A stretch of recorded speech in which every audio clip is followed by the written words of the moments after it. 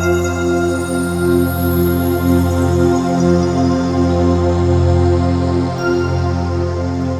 guys, thanks for your questions for June, and these are the top 5. So number 1 was why don't I jerk the log? When I started out in strongman, I didn't look at jerking the log because none of the top guys in the world were jerking it. If you look at it, even Kuklayev, who's been an Olympic weightlifter for many years, even he couldn't beat Z. And I know Z's 1 in a million, but the best overhead pressers were all push pressing it.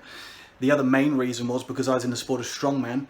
If you rely on the push jerk, there's at least one event, the Viking, that you wouldn't be able to transfer to. So for me, it was a case of transfer to performance.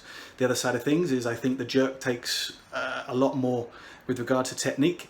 And although I've now been doing it for some years, I believe that you can bring your push press up quicker than if you were log jerking it. Question number 2, what are my favorite or best adductor exercises? Number 1, or at least where I'm going to start people, is different variations of split squat.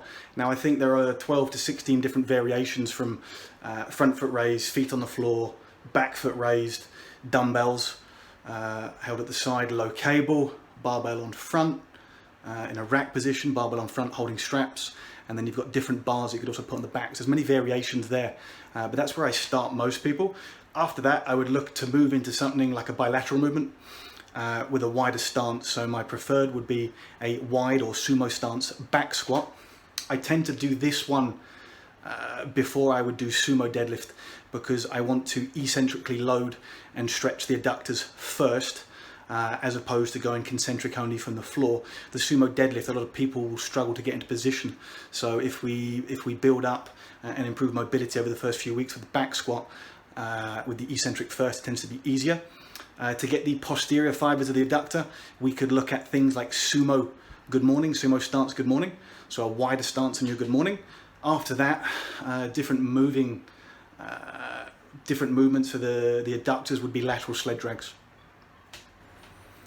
Question number 3 is, what do I do with a client who is around 10% body fat and wants to get leaner?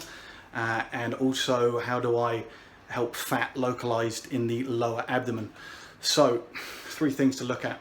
Fat localized in the lower abdomen, either empirically through Charles Poliquin's biosignature / bioprint, or if you look in the research, it points to cortisol marker. So you need to look at managing cortisol. You could get blood or saliva tests done to see exactly where they are, or you could simply look at adding certain nutrients to help manage cortisol in. So you could look at adaptogens. There's a great one by Nutridyne called Cortisol Pro, which is 4 or 5 different adaptogens. You could look at something like PS, phosphatidylserine. Take that either immediately post workout, or in the evening of your workout days. You can take anywhere between 200 to 600 milligrams, or even as high as 800 milligrams, but you don't want to go over 2,400 milligrams per week with that product. That would be a good place to look at. You could also look at rotating the adaptogens month 1 with different adrenal glandulars. That's been shown to be successful. I got that trick off Owen Lacey, who is a great functional medicine practitioner as well as strength coach. So yeah, you want to look at managing cortisol first.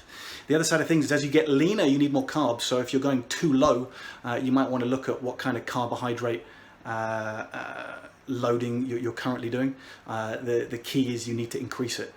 As you get leaner, you deserve and you earn more carbs, therefore you need more. So that would be a great tip. After that, if you're looking for one protocol, the way I look at nutrition is like training. If you're not rotating and changing things, your body's going to adapt to it. So you can't just keep giving it the same stimulus. This is why I don't like just dropping somebody below a certain baseline of calories. I like to manipulate it day to day. So another trick you could use is something called the fisherman's diet. It starts out with 2 weeks of white meat only, so you can have birds or poultry and seafood. After that, you would drop the poultry and you would have 4 weeks of seafood only. That gives you a nice hit of selenium, which will help boost your thyroid. It'll also give you a hit of omega-3s, which will help omega-3 to omega-6 ratio. People tend not to be able to overeat seafood as well, so your intake of calories would generally be lower when we do that. So yeah, there's 3 tips for you.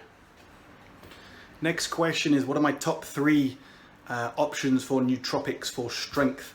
So if you look in the research will show you that alpha GPC or alpha glycerophosphocholone would be one of them, and then caffeine would be another. They have direct effects on improving strength.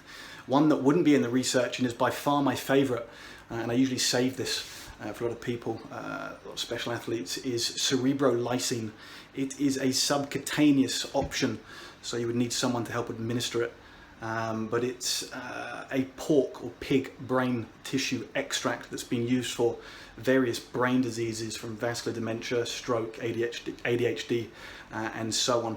Now, I've used this personally for quite a few years. I know historically it's been used in someone to throw the hammer world record, who still raves about its effects. I've used it with clients who have hit massive PBs. Aaron McGowan, when I gave it to him the first time, he was very sick from a week of upping his iodine based on some practitioner's recommendation.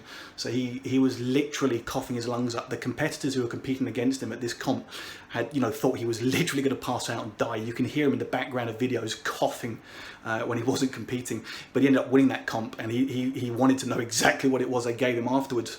And he puts he puts his results in that competition specifically down to that one product. So it is highly effective on helping focus and strength. I believe it helps blood flow in the brain. You will literally have the most focused attitude ever. And if you just relax and let things happen and don't think too much, you'll be well in the zone for optimal performance. Last question, what are the top things that I've learned with regards to training in the last year? I don't know whether it's the last year, but the thing that's jumping out in my mind is the fact that as you get stronger, as your training age gets older, the more times you've been in the gym, so say 5-year plus training age, you need to consider going down to 2 neural days per week. Now, again, you don't have to be doing that all the time, but the overall would be 2.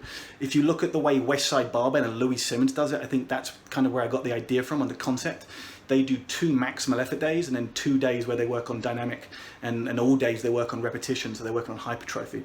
But as you get stronger, you cannot do more than 2 neural days per week, 1 upper, 1 lower. You might be able to do anywhere between 1 and 2 different neural exercises or neural pairings on those days, so you can get a total of 4 exercises on each day. But you can't go back into the gym after that rest and hit anything that's worthwhile. You're better off saving it, doing speed work, as Louis says. Now, I don't call it speed work or dynamic effort, I call it IMC, which stands for intermuscular coordination.